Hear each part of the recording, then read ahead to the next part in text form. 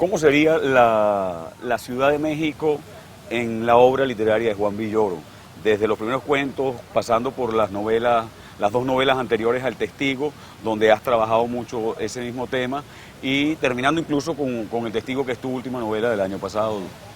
Yo escribí mi primer libro en 1980. Bueno, fue el año en que lo publiqué, aunque lo escribí como en los 4 años anteriores. Tenía, digamos, de 17 a 23 años más o menos cuando escribí este libro. Y ahí todas las escenas y todas las circunstancias son urbanas, porque era el único horizonte que yo conocía. Yo nací en el barrio de Mixcoac, en la Ciudad de México, crecí ahí, de modo que mi horizonte era evidente y naturalmente urbano. No traté de problematizar la ciudad ni de abordarla de una manera muy específica como fenómeno urbano, simplemente se dio como un paisaje natural de mis textos. Esto ocurrió al principio de lo que yo escribía, pero cuando llegué a Materia Dispuesta, antes, El Disparo de Argón, la novela que publiqué en 1991, sí quería de manera muy deliberada trabajar el tema de la ciudad.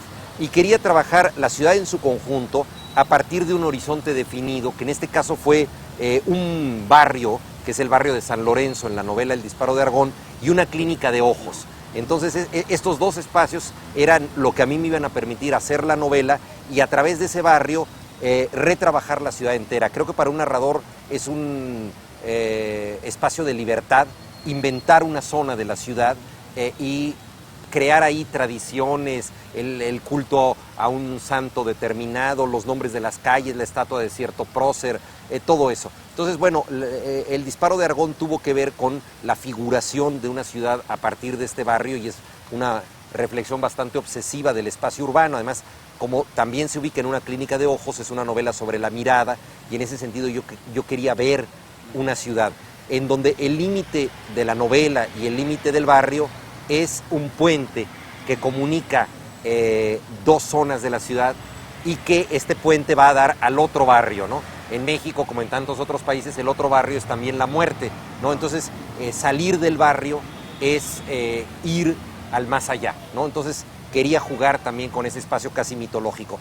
En Materia Dispuesta, que fue una novela publicada en el 97, me ocupé más bien de la orilla de la ciudad, la zona de transformación de la ciudad, donde la ciudad cambia. En el espacio de Materia Dispuesta está lo que son los últimos remanentes del lago de Texcoco, los canales de Xochimilco, donde los turistas hoy en día pueden ir en lanchas a tener una idea de lo que fue la ciudad lacustre, la ciudad flotante. Entonces, esta es la parte anfibia de la ciudad, donde se mezcla el agua y la tierra, es la parte de los basureros, de los desechos de la ciudad, y yo creo que una de las cosas más importantes es conocer algo por sus desechos, por las obras que deja, por sus últimos rastros.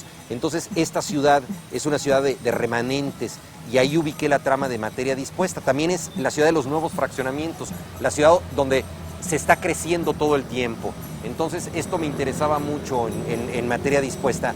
En El Testigo, una novela mucho más reciente, publicada en el 2004, la ciudad no es un espacio tan obsesivo. Hay muchas tramas o subtramas que tienen que ver con la ciudad, escenas que ocurren en el metro, en un museo, en un departamento, en las calles de la ciudad, pero no hay una figuración de la ciudad en su conjunto, porque también la novela ocurre en el exilio, ocurre en el pasado, ocurre en el campo, entonces es digamos, un horizonte mezclado.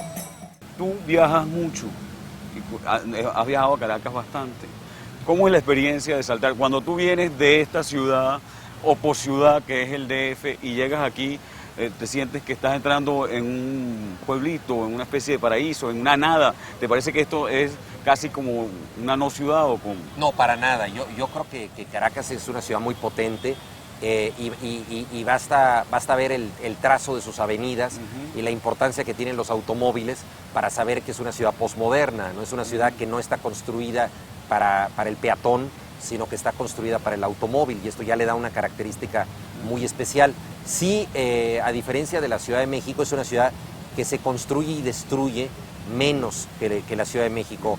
Yo hacía 12 años que no venía a Caracas y me sorprende que el trazo urbano, aunque ha cambiado, no ha cambiado como cambia México DF, que es desde el aeropuerto que todos los años es distinto, ¿no? Ya la ciudad es como las arenas del desierto, es un paisaje que está transfigurándose todo el tiempo, ¿no? Caracas ha cambiado mucho y seguramente para los caraqueños de prosapia hay muchas cosas que no existen, pero digamos que en los últimos 10 años la edificación o la destrucción que se han hecho o cometido en Caracas no se comparan con las de la Ciudad de México, que es absolutamente desaforado el ritmo de edificación. ¿Tú crees que esa sería la diferencia fundamental entre el DF y el resto de las ciudades de América Latina, por ejemplo? Bueno, ese sistema de destrucción como continua. yo creo que ha habido ciudades que han destruido mucho, como Sao Paulo, por ejemplo, pero con la diferencia de que no tenían un patrimonio histórico tan fuerte con el cual lidiar.